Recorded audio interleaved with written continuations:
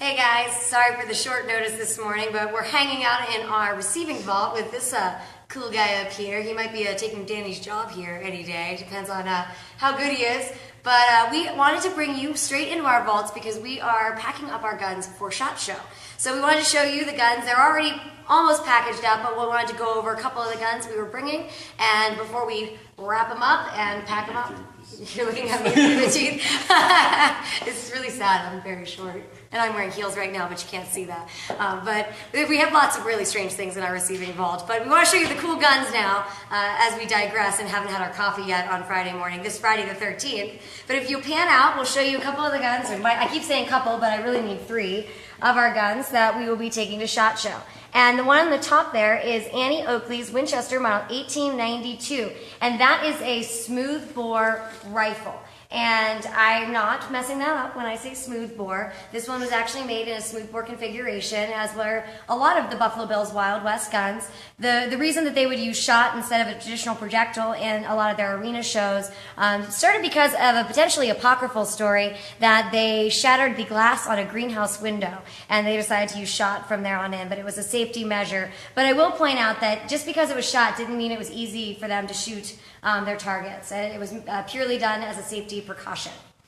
Below that is our Winchester Mount 1887 lever action shotgun, and that one is serial number 1.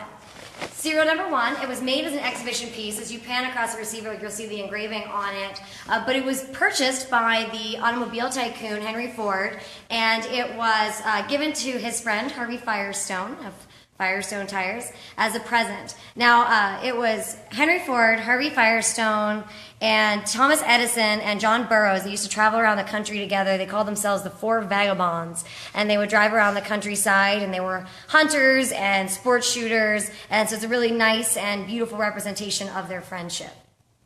We're going to spin around here into another case. So we can usually cut out, we can usually cut out 2 guns per case, and so we've got another case that we're bringing, and this one is just awesome.